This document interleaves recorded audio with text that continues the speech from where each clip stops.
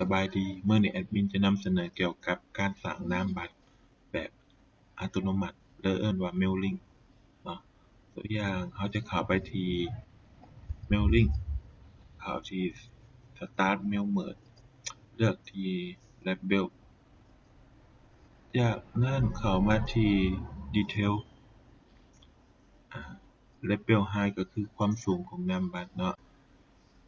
Label Width ก็คือความกว้างเป็น9 Number Ascot เป็น2เนาะมีจำนวนแนวตั้ง2แถวสำหรับ Number Down ก็คือเป็นแถวแนวนอนประมาณ5ในขนาดแก้ A4 จะได้ประมาณนี้เนาะหรือว่า10ใบ A4 ใบหนึ่งจะได้นามบัตรอยู่ประมาณ10ใบประมาณนั้น2คือ2ห้อง5คือแถวนอนเนาะเป็น5แถวจากนั้นโอเคจากนั้นเรามาปรับนิดนึงปรับหน้าเจียที่ Layout Page Setup จากนั้นมุมนี้เลือกที่ Paper เนาะ Paper เลือกที่ JAC โอเคจากนั้นเราสังเกตแล้วตารางมันอาจจะติดกับเจียเกินไปเราสามารถดึงมาได้เนาะลักษณะแบบนี้จากนั้นตกแต่งตามใจเนาะตัวอย่างแอดมินเตรียมไว้ก็คือคลิกขวาเนาะ Warp Text เลือกที่ In Front of Text เนาะก็คือเราสามารถย้ายมันได้เนาะคือแอดมินจะย้ายมันเพียงกับตารางตัวนี้แอดมินจะ Insert Table เพื่อมากำกับเนื้อที่ของข้อมูลติ๊กเข้าปุ๊บเข้ามาที่ Border เลือกที่ No Border โอเคดูไปก่อน Merge Cell พิมพ์ข้อมูลที่ต้องการเนาะยับมาบนขวามือจากนั้นอาจจะ Insert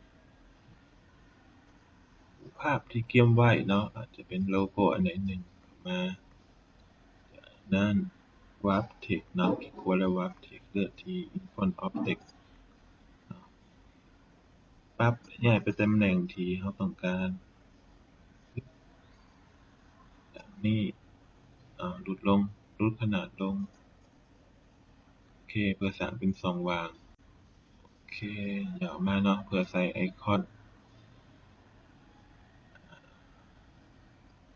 ก็ประมาณนี้จากนั้น Insert ตัวอย่างหลังจากพิมพ์แล้วก็อาจจะเรามักตำแหน่งที่ต้องการเนาะยับมาเลยไอคอนต่อไปเนาะ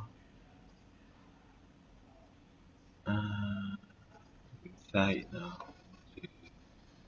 ใส่จากนั้นก็คือเก่าเนาะพิมพ์ข้อความที่ต้องยับมาคือเก่าไอคอนต่อไปหรือว่ารูปภาพต่อไปเบอร์โทรโอเคหลังจากพิมพ์เบอร์โทรแล้วก็ต่อไปติ๊ก normal ก่อนเนาะเพื่อให้ตารางยับขึ้นไปเทิงนิดนึง Insert เจออย่างอาจจะเป็น WhatsApp เนาะแอปคืออย่างจากนั้นปรับเล็กหน่อยเนาะทาสีดูไปก่อนเนาะทาสีบริเวณที่ต้องการแล้วเข้าไปที่ Layout นั่นปรับสัดส่วนให้อยู่ตำแหน่งกลางโอเคเพื่อความสวยงามเบื้องนี้โอเคกลับมา จากนั้นเมื่อสิ้นสุดแล้วก็เข้าไปที่ Mailing กดอัปเดต Labels โอเคจากนั้นสิ่งที่ต้องเฮ็ดก็คือพยายามลบคำว่า Record เนาะลบออกให้หมด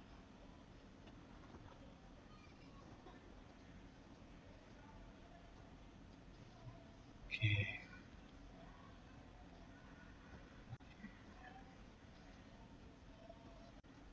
หลังจากแล้วลองเข้าที่ไฟล์ Print เนาะลอง Print Preview เบิ่งจากนั้นลองซูมเบิ่งเนาะกดปุ่ม Ctrl ค้างไว้แล้วลูกคลิกในคลิกเมาส์เนาะลองซูมเบิ่งโอเคออกมาแบบสวยงาม